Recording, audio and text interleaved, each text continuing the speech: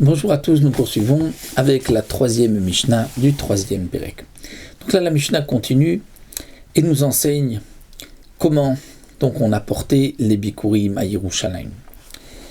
À Kérovim, la Mishnah continue et nous dit ceux qui étaient proches de Yerushalayim et qui amenaient leurs Bikurim, Meveim ateinim ve'anavim, ils apportaient des figues fraîches et du raisin, le raisin qui était aussi frais.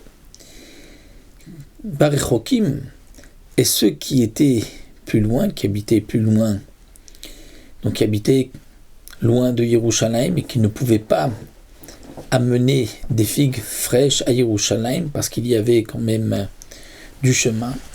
Alors Meviim grogarot vetzimukim, ils apportaient des figues sèches et des raisins secs. Et de cette manière, donc les fruits pouvaient résister, on va dire, au chemin et pouvaient donc ensuite être mangés par les Kohanim, parce que les fruits frais risquaient de pourrir, de s'abîmer en route, et comme nous l'avons vu, donc on ne peut pas apporter des fruits qui sont donc abîmés aux Kohanim. Et il y avait Ve'ashor olech lifnem. Il y avait un taureau qui marchait devant eux. Ce taureau, d'après certains, c'est le korban shlamim. Le korban shlamim que nous avons vu qu'on devait apporter avec les bikurim. Donc ils avaient un taureau qu'ils amenaient devant. Donc celui qui apportait ces bikurim avait un taureau qui marchait devant lui. Nous allons voir tout de suite que les cornes de ce taureau étaient recouvertes d'or. Donc ça aussi c'est pour le hidour, pour montrer notre attachement à la mitzvah des bikurim. Et donc ce taureau qui était lui le taureau de shlamim qu'on devait apporter avec les bikurim, donc d'après certains, même si on était plusieurs, un seul taureau suffisait pour tout le monde. D'autres pensent que non, que ce taureau n'était pas le taureau du shlamim qu'on devait apporter, parce que ça c'est un korban que chacun doit apporter. Donc ce taureau était simplement pour rajouter de la joie, et ce taureau était offert en tant que shlamim, c'est vrai, mais nedava, un cadeau, mais à part cela, chacun avait apporté son korban. Et donc ce taureau, Karnav Metsupot Za'av, avait des cornes qui étaient recouvertes d'or, Ve'atara Shel Za'it Berosho, et une couronne de branches d'olivier sur sa tête. Pour quelle raison? Le Barthénoura nous rapporte deux raisons.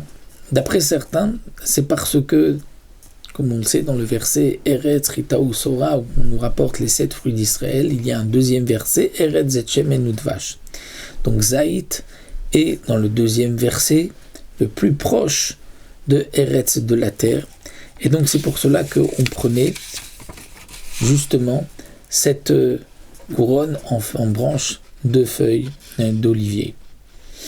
Et d'après certains, dit le Barthénoura, c'est parce que parmi les 7 fruits d'Israël que nous connaissons, l'arbre le plus beau, et les branches les plus belles, c'est l'arbre, c'est l'olivier. Donc c'est pour cela qu'on choisissait justement des branches d'olivier.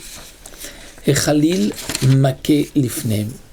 Il y avait un musicien qui marchait aussi devant eux et qui était maqué, c'est-à-dire maqué étant donné que c'était avec une flûte, il y a donc des trous qu'on doit boucher, donc il devait comme frapper, puisque c'est en bougeant ses doigts sur les trous de la flûte qu'il obtenait donc une belle musique.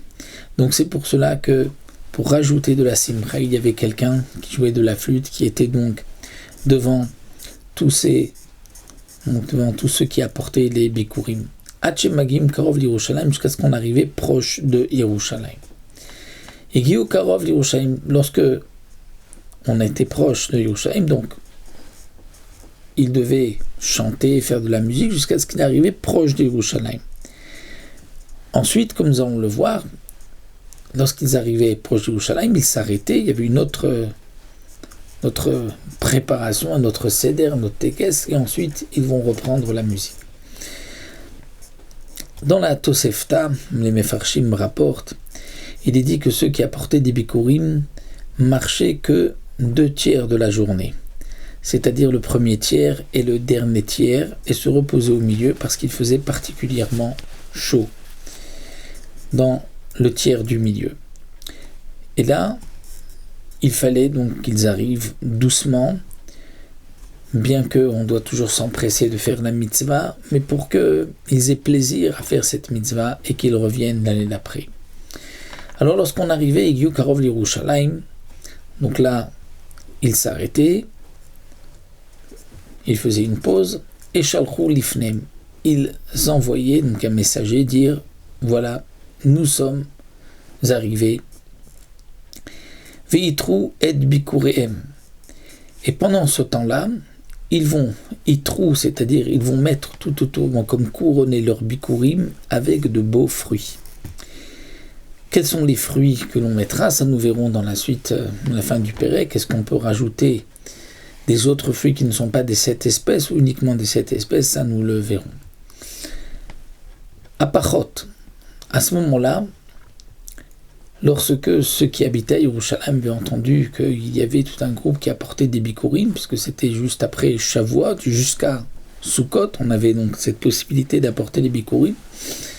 Donc, dès qu'il y avait un groupe qui arrivait, alors à Pachot, ce sont les seconds, les Segan Kohanim, c'est-à-dire c'est dans leur hiérarchie des Kohanim en fonction de leur poste, donc les Seganim, Apachot et Asganim, c'est les Sganim des Lévi'im, Gizbarim, les responsables des caisses de la trésorerie du Hekdesh, Yotzi Mikratam, donc c'était des gens importants qui devaient sortir à l'encontre de ceux qui apportaient les bikurim. Et la Mishnah nous dit, les fikvod anichnasim ayuyotzim, en fonction de l'honneur de ceux qui arrivaient, mais en contrepartie, il y avait aussi, de la même manière, des gens qui sortaient.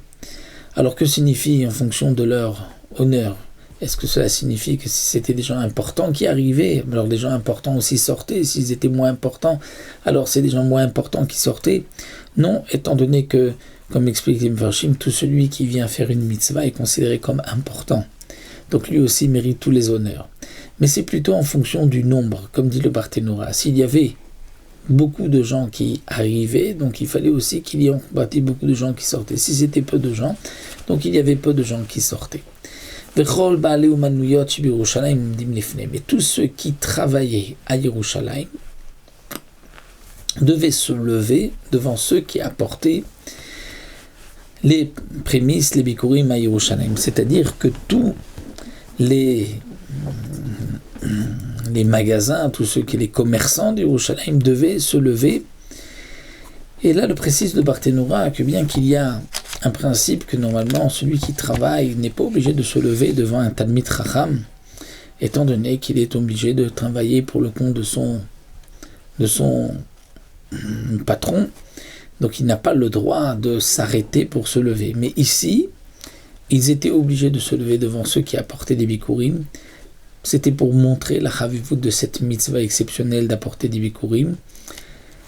Donc c'est particulier, c'est à ce moment-là, Chava mitzvah b'sha'ata, et nous dit le Barthénora, puisque donc c'était au moment donc où ils amenaient la mitzvah, c'est une mitzvah particulière, donc on se levait, c'est pour la même raison qu'on se lève aussi de Barthénora au moment d'un enterrement devant ceux qui portent le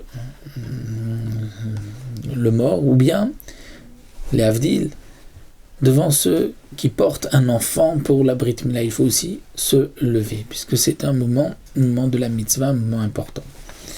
Donc, les gens se levaient, les commerçants s'arrêtaient, Vishoalim Bishlomam, et ils demandaient de leurs nouvelles. Et ils leur disaient, Achenu Anshama Komploni Batem le Shalom, nos frères qui viennent de tel endroit, êtes-vous arrivés en paix? C'est-à-dire pas seulement de dire, on a l'habitude, Baruch haba, Boachem le Shalom, mais aussi de leur demander si tout s'est bien passé, si le chemin était facile, et tout cela c'est pour donc montrer la chavivut l'importance de cette mitzvah.